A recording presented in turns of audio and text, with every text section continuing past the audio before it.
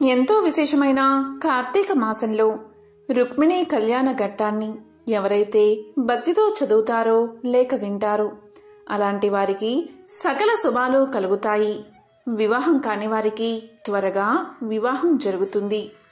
కోరుకున్న వరుడు లభిస్తాడు. సంస్కృతంలో వ్యాస భగవానుడు రచించిన శ్రీ భాగవతంలో రుక్మిణీ కళ్యాణ ఘట్టం అత్యంత ఆసక్తికరంగా కొనసాగుతుంది. శ్రీకృష్ణుణ్ణి భర్తగా పొందడానికి రుక్మిణీదేవి పడిన ఆరాటం, ఆమె కోరిక నెరవేరిన తీరు ఎంతో మనోహరంగా వర్ణించడం జరిగింది. సాధారణంగా వివిధ గ్రంథాలను పారాయణం చేయడం వల్ల ఆయా దైవాల అనుగ్రహం కలుగుతుంది. అలాగే భాగవతంలోని రుక్మిణీ కళ్యాణ ఘట్టాన్ని చదవడం వల్ల యువతులకు వెంటనే వివాహ యోగం కలుగుతుందని చెప్పబడుతుంది. యువతులకు ఇష్టం లేని సంబంధాలు తప్పిపోయి కోరుకున్న వ్యక్తి భర్తగా లభిస్తాడు. అలా జరగడం కోసం వ్యాసుడు కొన్ని ప్రత్యేకమైన బీజాక్షరాలను ఉపయోగిస్తూ ఈ కళ్యాణ ఘట్టాన్ని రచించాడు. కాబట్టి ఎంతో పవిత్రమైన కార్తీక మాసంలో రుక్మిణీ కళ్యాణ ఘట్టం గురించి ఇప్పుడు తెలుసుకుందాం. పూర్వం ఒకసారి శుకుడు పరీక్షిత్ మహారాజుకు ఇలా చెప్పడం మొదలుపెట్టాడు. ఓ రాజా, ఆ బ్రహ్మదేవుడి నిర్ణయం ప్రకారం రేవత మహారాజు తన కుమార్తె రేవతిని శ్రీకృష్ణుడి అన్నయ్య అయిన బలరాముడికిచ్చి వివాహం చేయాలని నిశ్చయించుకున్నాడు. రేవతి కృతయుగం నాటి కన్య. అందులోనూ ఆమె జన్మించి 28 మహాయుగాలు అయిన తరువాత 29వ మహాయుగంలో జరుగుతున్న ద్వాపర యుగం నాటి బలరాముడికిచ్చి పెళ్లి చేయాలి. ఆనాటి యుగధర్మం ప్రకారం రేవతి ఎత్తు 20 అడుగులు, బలరాముడు నాటి ద్వాపర యుగ ధర్మం ప్రకారం అతని ఎత్తు 12 అడుగులు మాత్రమే. ఈ పొట్టి వరుడికి ఆ పొడుగు భార్యకు జత ఎలాగా? బలరాముని తండ్రి అయిన వసుదేవుడు బ్రహ్మ నిర్ణయం కాదనలేక తన చిన్న పుత్రుడైన శ్రీకృష్ణుణ్ణి ఏమి చెయ్యాలి అని అడిగాడు. శ్రీకృష్ణుడి సలహాపై బలరాముడు తన ఆయుధమైన నాగల్ని ఉపయోగించి ఆమె పొడుగు తన ఎత్తునకు తగిన రీతిగా కుదించాడు. తర్వాత వారిద్దరికీ బ్రహ్మ ఆశీర్వాదంతో వివాహం జరిగింది. అంటే బలరాముడికి రేవతికి వివాహం జరిగింది.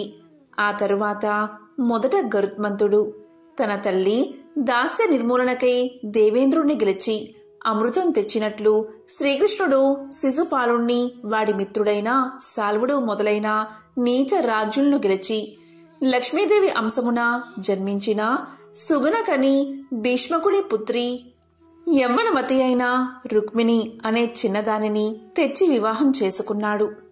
ఇలా శుకుడు చెప్తూ ఉండగా పరీక్షిత్ మహారాజు ఇలా పలికాడు. ఓ మునీంద్ర, కృష్ణుడు సాల్వాది రాజులను ఓడించి శిశుపాలనికి కాకుండా రుక్మిణిని అపహరించి రాక్షస వివాహం చేసుకోవడానికి ఎట్లు గొనిపోయాడు? అదియూ కాక ఓ సుఖమునీంద్ర, మనసున దురాలోచన లేని ఏ సజ్జనుడు హరికథలను వినుచు వద్దు ఇక చాలు అంటాడు. విన్న కొద్దీ ఆ కథలు వినాలనిపిస్తాయి కదా. అందుచేత నాపై దయతలచి ఆ రుక్మిణీ కళ్యాణ కథను తెలియజేయండి, అప్పుడు నేను ధన్యుడవుతాను అన్నాడు పరీక్షిత్ మహారాజు. అప్పుడు సుఖమహర్షి ఇలా చెప్పడం ప్రారంభించాడు. ఓ పరీక్షిత్ మహారాజా, విను. విదర్భ దేశానికి రాజధాని కుండిన నగరం.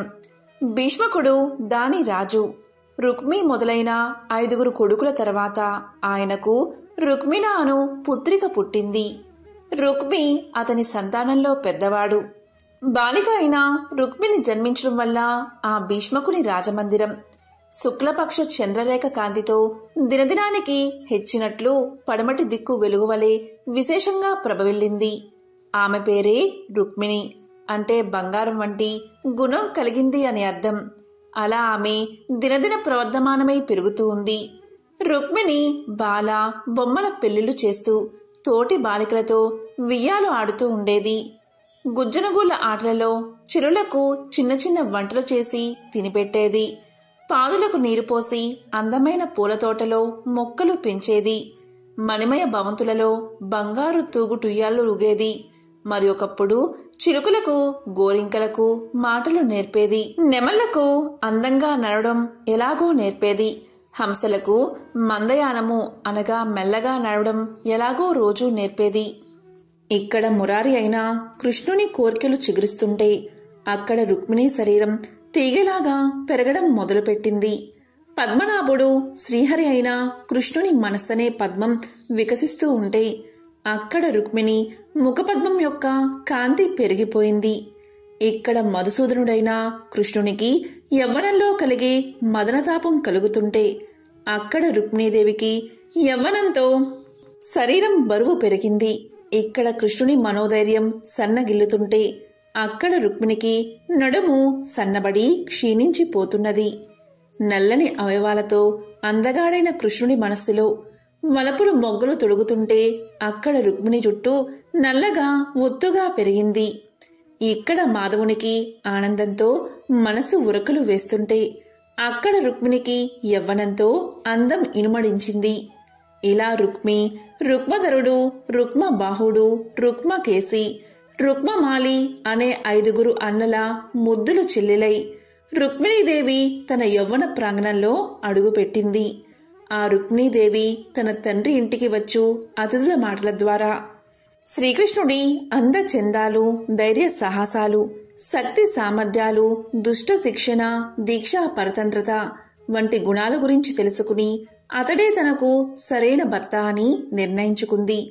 శ్రీకృష్ణుడు కూడా రుక్మిణి అందచందాల గురించే కాక మంచి బుద్ధిగల సద్గుణశీల అని, సత్ప్రవర్తనే కాక సాముద్రిక శాస్త్రంలో చెప్పబడిన శుభ లక్షణాలు కల ఆమెను చేపట్టడానికి ఉత్సాహంగా ఉండేవాడు. అప్పుడు రుక్మిణి తల్లిదండ్రులకు, తక్కిన బంధువులకు ఆమె కృష్ణుని పెళ్లాడే తలంపు సమ్మతమై అందరూ ఆనందించినా ఆమె పెద్ద అన్నయ్యన రుక్మి ఇందుకు విరుద్ధంగా ఆలోచిస్తూ ఉన్నాడు. అతడు తన మిత్రుడైన చేదీ దేశపు రాజైన శిశుపాలునికి తన చెల్లెల్నిచ్చి పెళ్లి చేస్తానని వాగ్దానం చేసి ఉన్నాడు. అతను బహు పట్టుదల కలవాడు, అలాగే మొండివాడు.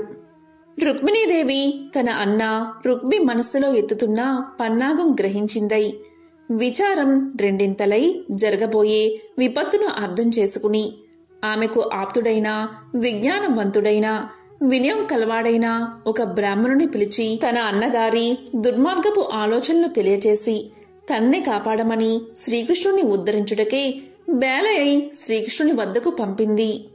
అతనితో రుక్మిణీదేవి ఇలా పలికింది: ఓ విప్రోత్తమా, మా తండ్రి భీష్మకుడు తనకిష్టమైనను మా అన్న రుక్మి మాట ఎదురు ఆడలేక మా బంధువుల సమ్మతిని, నా ఇష్టాన్ని తిరస్కరించి నన్ను దుర్మార్గుడైన శిశుపాలుడికిచ్చి పెళ్లి చెయ్యాలని యోచిస్తున్నాడు. నీవు నా ప్రేమ కృష్ణునిపై కలదని స్వామికి ఎరిగించి ఆయన భక్తవత్సరత గుర్తు చేసి ఇక్కడకు తీసుకురా అని చెప్పి కొన్ని రహస్యాలు తెలియచేసింది. అగ్నియోధుడు అనే ఆ భూసురుడు అతివేగంగా ద్వారకా నగరానికి వెళ్లి కృష్ణుడి ద్వారపాలకులకు తన రాక గురించి తెలియచేసి అనుమతి తీసుకుని లోపలికి వెళ్లి శ్రీహరిని చూసి పెళ్లి కొడుకువు కమ్ము అని దీవించాడు. దాంతో కృష్ణుడు ముసిముసి నవ్వులు చిలకరిస్తూ తన గద్దెపై నుంచి దిగివచ్చి విప్రుణ్ణి సాదరంగా కూర్చోబెట్టి దేవతలను చేసినట్లు అర్ఘ్యపాద్యాలు ఇచ్చి పూజించి షడ్రసోపేతమైన మంచి భోజనం పెట్టించి ఆదరంగా వాని వద్దకు చేరి మెల్లగా పాదాలు ఒత్తుతూ మృదువుగా ఇలా పలికాడు: ఓ భూసురోత్తమా, ఆనందకారకమైన నీ బ్రాహ్మణ ధర్మము ఆదర్శప్రాయమైనది, పెద్దలు మెచ్చేది. ఉత్తమ బ్రాహ్మణుడు స్వల్పమైన ధనలబ్ధికైనా సంతోషిస్తాడు, ధనం వచ్చిందని గర్వించడు, ధర్మం తప్పి ఎలాంటి పరిస్థితులైనా సంచరించడు. వాని ధర్మమే వాని కోర్కెలు తీరుస్తుంది. సంతోషపడనివాడు ఇంద్రుడైనను నాశనం పొందుతాడు. తృప్తి కలిగినవాడు ధనహీనుడైనా ఇంద్రుడు సరివాడు కాగలడు. అందుచేత నేను సర్వ ప్రాణులకు హితులై, దొరికిన దానితో సంతృప్తులై, శాంత చిత్తులై, సుజనులై, గర్వం లేని వారయుండు బ్రాహ్మణ శ్రేష్ఠులను గౌరవిస్తాను, వారికి నమస్కారం చేస్తాను. ఓ బ్రాహ్మణోత్తమా, మీరు ఏ రాజు పాలనలో క్షేమము కలుగుతున్నది, ఏ రాజు పాలనలో ప్రజలు సుగింతురో అట్టి రాజు నాకు ఆప్తుడు. సముద్ర మధ్యమునున్న ఈ నా కోటకు మీరు ఎలా రాగలిగారు? తమరి చిరునవ్వులను ఆపి తమరి మనసులోని ఆలోచన వివరించండి, మేలు చేస్తాను అని శ్రీకృష్ణుడు పలకగా ఆ భూసురోత్తముడు ఇలా అన్నాడు. దేవా, విదర్భ దేశానికి రాజు భీష్మకుడు. ఆయనకు ఒక కుమార్తె ఉన్నది. ఆమె పేరు రుక్మిణి. ఆమె నీ సేవా దీక్షా పరారాలై వివాహమనడి శుభంతో ముడిపడిన ఒక సందేశం వినిపించమని నన్ను ఆర్తితో ఇక్కడకు పంపింది. ఆ సందేశాన్ని నీకిప్పుడు నేను వినిపిస్తాను. శ్రద్ధగా ఆలకించి నా లక్ష్యం నెరవేరేటట్లు నన్ను అనుగ్రహించు. ఆ సందేశం ఏంటి అంటే, ఓ మహానుభావా కృష్ణ, స్త్రీల హృదయాలను దోచుకునేవాడా, నీ గుణముల వైభవం విన్నంత మాత్రం చేతనే దేహంబులందున్న తాపాలన్నీ తీరిపోతాయి. శుభప్రదమైన నీ రూపాన్ని చూసినంత మాత్రం చేతనే పెక్కు లాభాలు సంపదలు కలుగుతాయి.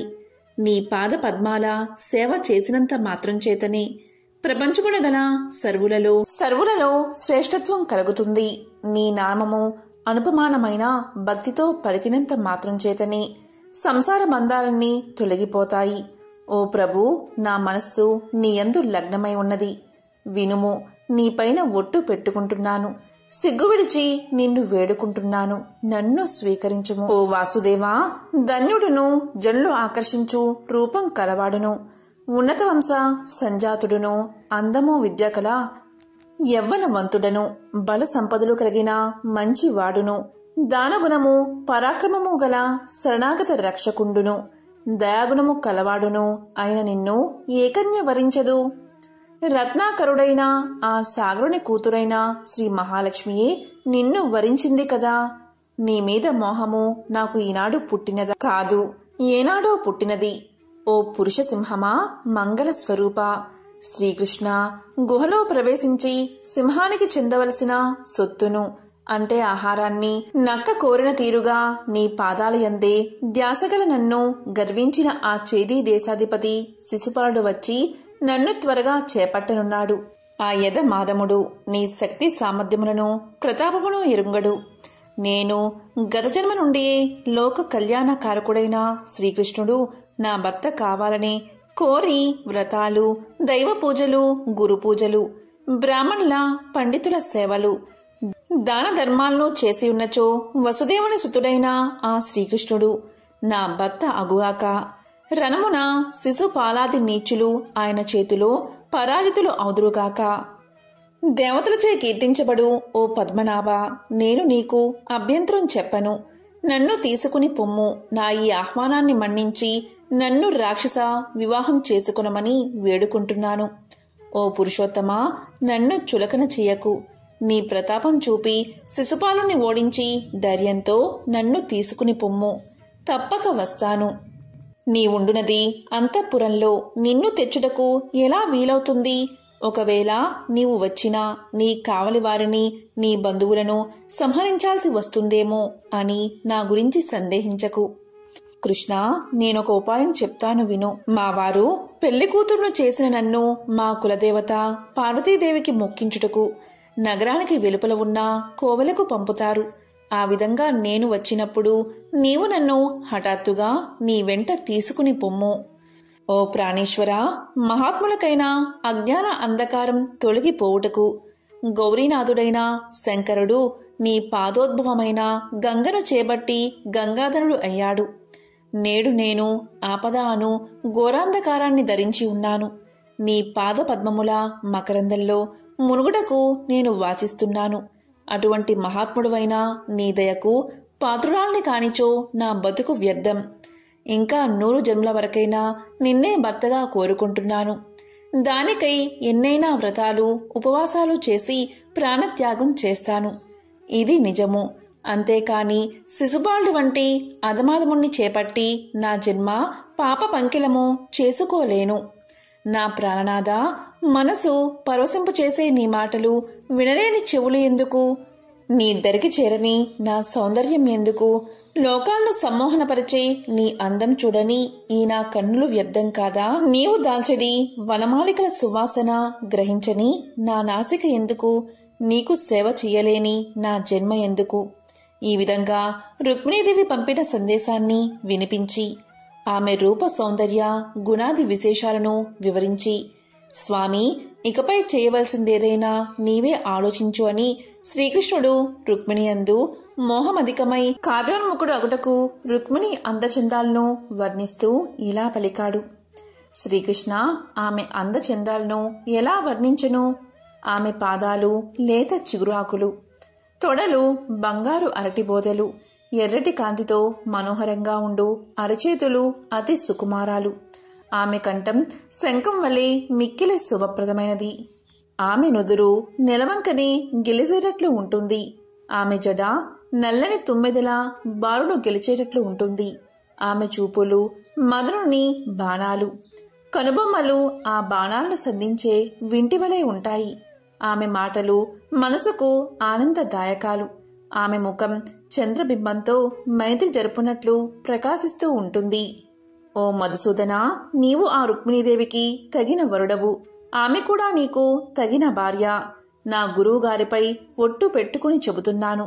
మీ ఇద్దరి సుగుణాలు కూడా సమంగా ఉన్నాయి. అక్కడ నీవు రాగానే ఏమి యుద్ధం జరుగుతుందో తెలియదు కదా. కనుక నీ వారిని కొంతమందిని నీ వెంట తీసుకుని పొమ్ము. నీ శత్రువులను చీల్చి చెండాడి ఆ కన్యను ప్రేమతో తీసుకునిరా.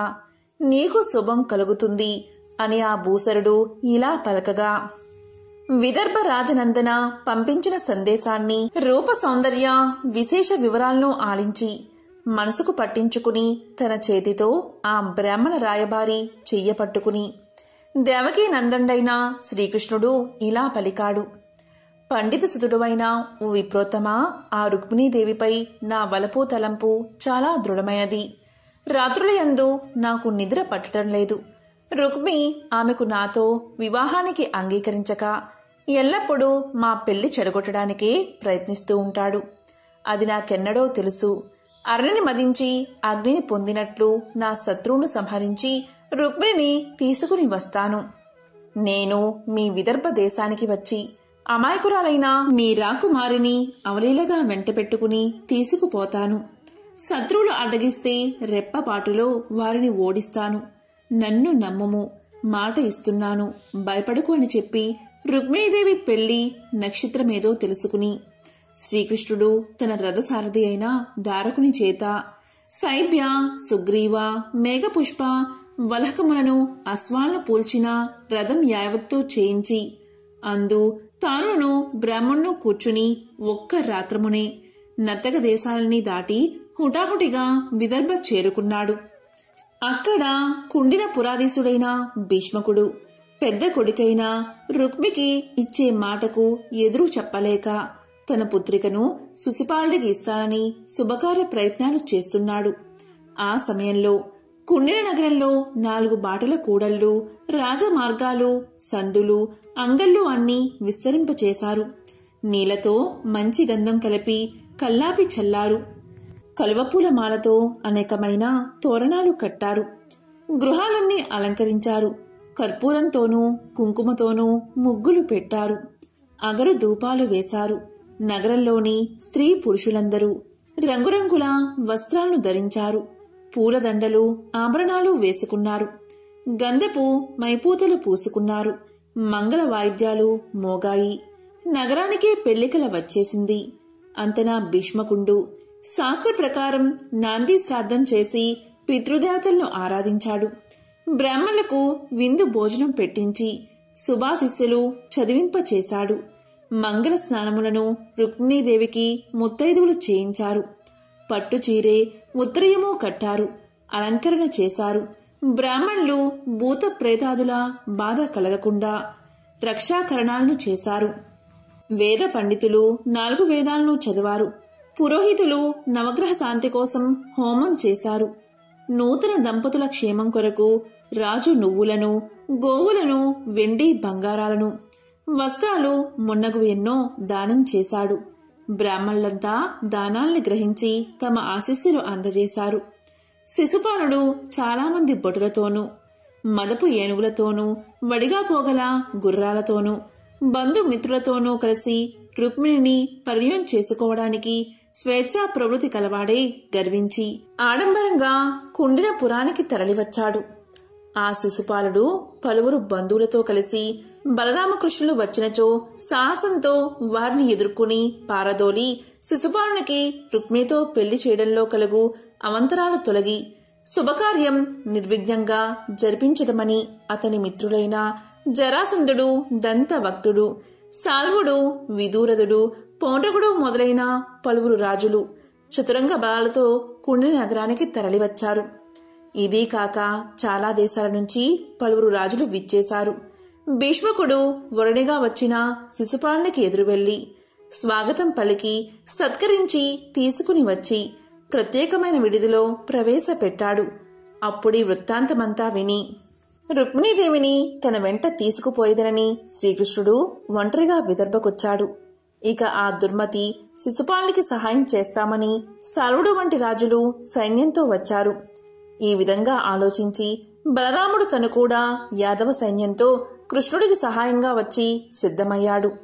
ఇక్కడిలా ఉండగా అక్కడ రుక్మిణీదేవి అన్నిటినీ చూసిన వానివలే గ్రహించగలిగిన ఆ శ్రీకృష్ణుడు తన్ను చేరవచ్చుటకు ఎందుకు నిర్ణయింపాడా అని శంక కలిగినదే.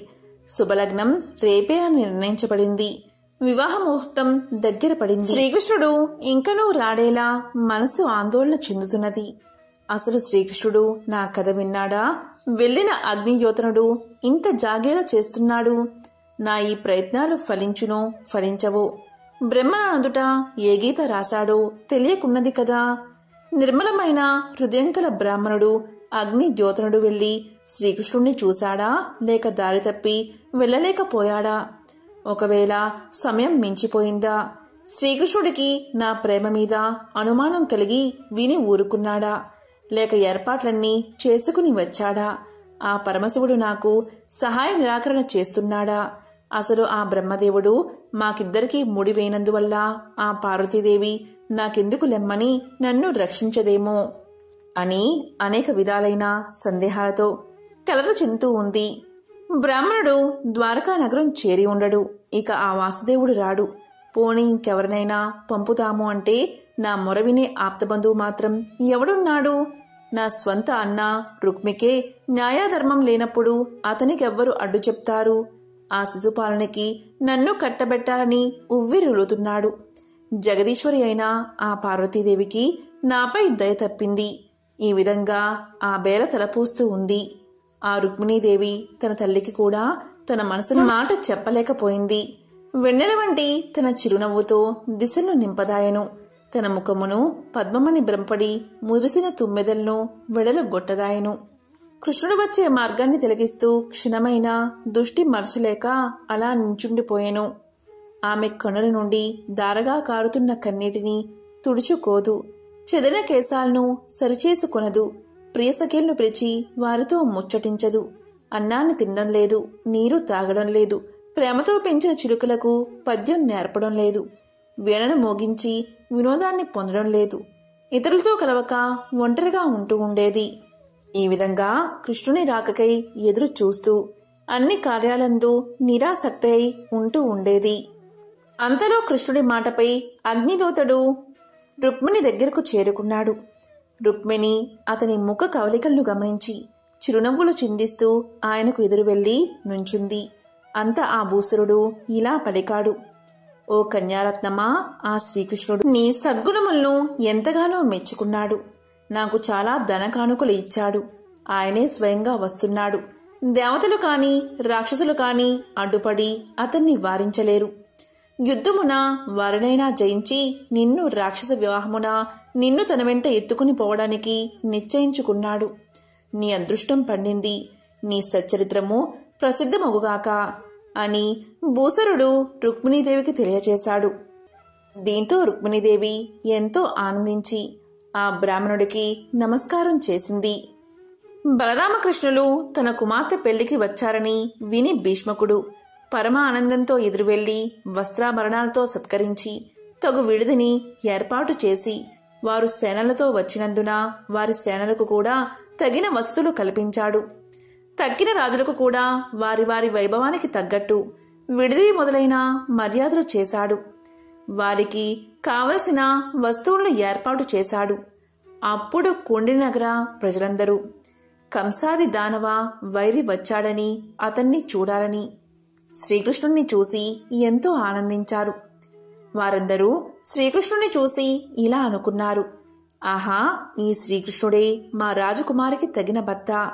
రుక్మిణీదేవి కూడా అన్ని విధాలా ఇతనికి సరిజోడి. వీరి దాంపత్యం ఎంత సొగసుగా ఉండునో. వీరిద్దరికీ ముడిపెట్టిన ఆ విధాత ఎంత చతురుడో కదా. మా పుణ్యమంతా వీరికి కలిగి ఆ శ్రీకృష్ణుడు మా రుక్మిణికి భర్త అగుగాక అని పలికారు. ముందు వెనకాల వీరభటులు వివిధ ఆయుధాలను ధరించి వస్తూ ఉండగా, మధుర పదార్థాలను కానుకలను గైకొని వార వనితలు మెల్లగా వస్తూ ఉండగా, ఆ వెనుక పువ్వులు, నగలు, పట్టుబట్టలు ధరించి బ్రాహ్మణ స్త్రీలు నడుస్తూ ఉండగా, బాకాలు, డోళ్లు, మద్దెలు, బేరీలు మొదలైన వాయిద్యాల ధ్వనులు మిన్ను మిట్టుతూ ఉండగా, చిలకెత్తెలు, పెద్ద పిన్న తల్లులు, బంధువుల భార్యలు వెంటరాగా రుక్మిణి కోట వెలుపలకి గౌరీ పూజకై బయలుదేరింది. ఆమె మనసులో శ్రీకృష్ణుని పాద పద్మాలను ధ్యానిస్తూ రుక్మిణీదేవి పార్వతీదేవి ఆలయానికి చేరి కాళ్ళు చేతులు కడుక్కుని గౌరీదేవి అంటే పార్వతీదేవి విగ్రహాన్ని సమీపించింది. ముత్తైదువులు అయిన బ్రాహ్మణ స్త్రీలు దగ్గరుండి ఆ పార్వతీదేవికి అర్ఘ్య పాద్యములు ఇచ్చి వస్త్రభూషణములు, గంధ పుష్ప మాల్యాదుల చేత అలంకరించి ధూప దీపాలు ఇప్పించి అనేకములైన పదార్థాలు నివేదన చేసి దీపాలతో నీరాజనములతో మంత్ర పుష్పాలు సమర్పించి ఆ రుక్మిణీదేవితో జగన్మాత గౌరీదేవికి మొక్కించారు. ఓ పార్వతీదేవి, ఆది దంపతులే పార్వతీ పరమేశ్వరులైన మిమ్ములను నా మనసులో నిలిపి పూజిస్తాను. నాకు మేలు చేయుటకే సదా ధ్యానిస్తాను. నాపై ప్రేమ చూపి శ్రీకృష్ణుణ్ణి నా భర్తగా చెయ్యండి. ఆర్తితో మిమ్మల్ని శరణు వేడిన వారికి ఎన్నటికీ అపకారం జరగదు అని ఆ వైదర్భి పార్వతీదేవికి మొక్కి బ్రాహ్మణ దంపతులకు ఉప్పు వేసిన అప్పాలను, తాంబూలాన్ని, మంగళ సూత్రాలను, ఫలాలను, చెరుకు ముక్కలు ఇచ్చి భక్తితో పూజించింది. ఆమె పూజకు సంతోషించిన బ్రాహ్మణ దంపతులు ఆమెను దీవించి తలపై అక్షింతలు వేశారు. అక్షింతలు శిరస్సును దాల్చిన ఆ రుక్మిణి మరొకసారి భవనానికి మొక్కి అంతవరకు పాటించిన మౌన వ్రతాన్ని విడనాడింది. ఆపై గుడి నుండి బయటకు వచ్చింది. ఈ ప్రకారంగా మేఘముల మధ్య మెరుపు తీగవలే, చంద్రబింబం నుండి వెలువడి వచ్చిన లేడివలే, బ్రహ్మాను నాట్యగాడు తెర తొలగించిన వెలువడు మోహినీదేవి వలె, వాసుకుని తాటివలే దేవదానవులు పాల సముద్రాన్ని మందర పర్వతంతో చిలికినప్పుడు వెలువడిన లక్ష్మీదేవి వలె ఆ రుక్మిణీదేవి పార్వతీదేవి ఆలయం నుండి బయటకు వచ్చింది. అటువంటి సమయంలో రుక్మిణీదేవిని చూసి కృష్ణుడు రథం దిగి రాజులందరూ చూస్తూ ఉండగా నక్కల మధ్య ఉన్న తన ఆహారాన్ని సింహం తీసుకుపోయే విధంగా రుక్మిణీదేవిని తన రథంపై ఎక్కించుకుని గట్టిగా పాంచజన్య శంఖాన్ని పూరిస్తూ బలరామాదులు వెంట వస్తూ ఉండగా యాదవసేనతో కూడినవాడై ద్వారకా నగర మార్గమును పట్టాడు.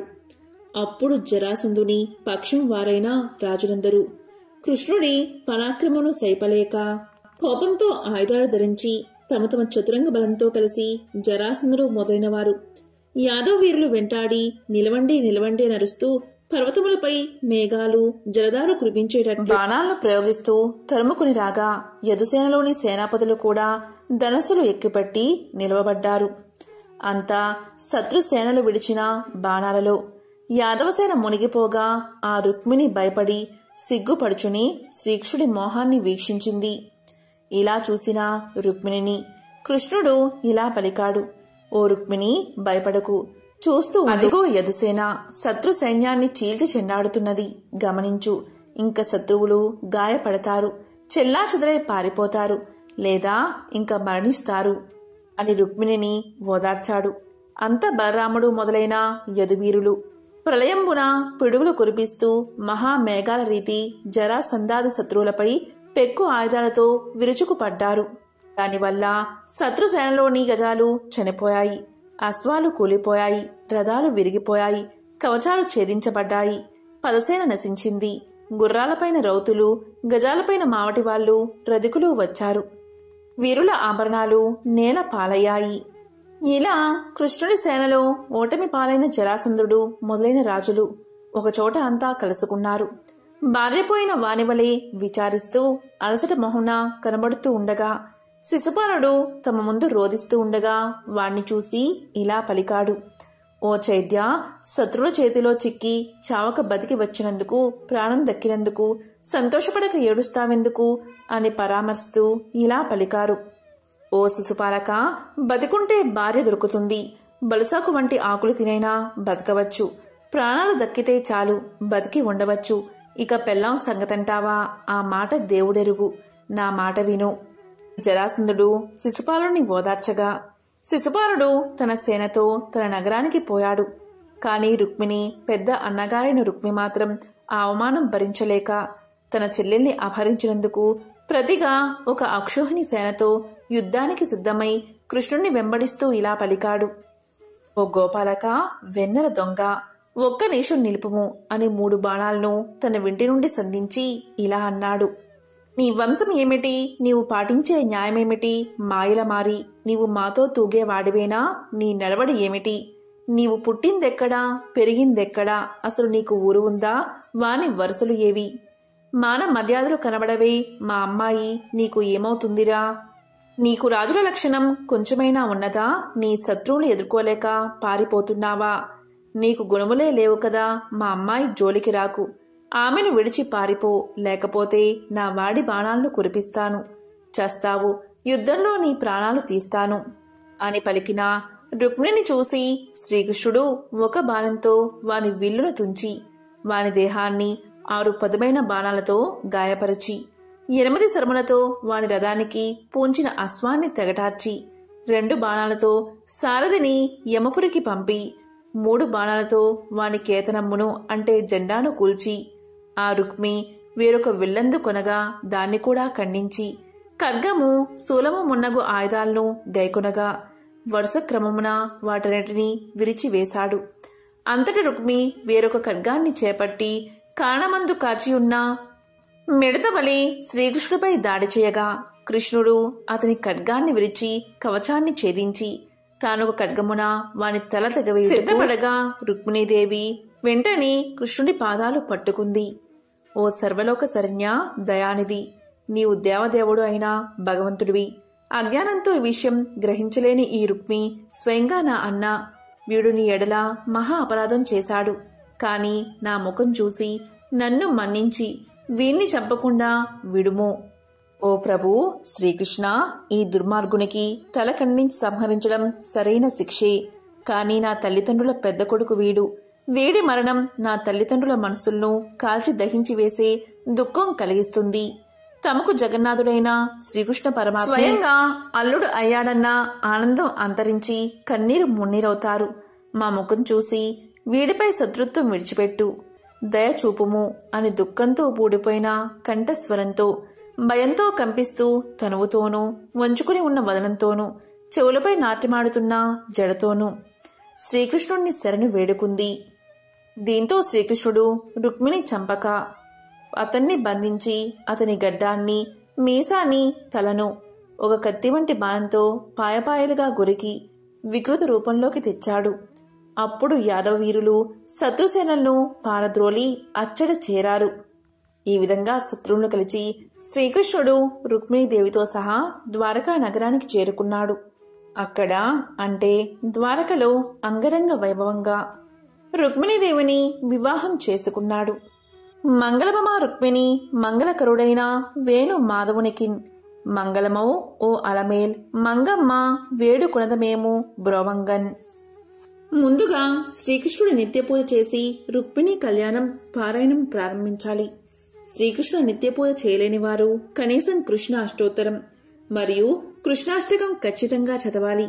మీ జన్మ నక్షత్రం రోజు కానీ లేదా నామ నక్షత్రం రోజు కానీ పారాయణ ప్రారంభించాలి. మీకు వివాహం నిశ్చయం కాగానే 8 మంది కన్యలను పిలిచి శ్రీకృష్ణుడి అష్టభార్యలుగా భావించి చందన తాంబూలాలతో రుక్మిణి కళ్యాణం అనే పుస్తకాన్ని దానంగా ఇవ్వండి.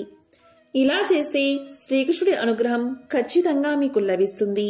ఎంతో పవిత్రమైన ఈ కార్తీక మాసంలో రుక్మిణి కళ్యాణ ఘట్టాన్ని ఎవరైతే వింటారో లేక చదువుతారో అలాంటి వారికి సకల శుభాలు కలుగుతాయి. జన్మల దోషాలు తొలగి 1,000,000 జన్మల పుణ్యం వస్తుంది. వివాహం కాని స్త్రీలకు త్వరగా వివాహం జరుగుతుంది. సకల శుభాలు కలుగుతాయి. ఓం శ్రీకృష్ణ పరబ్రహ్మణే నమః.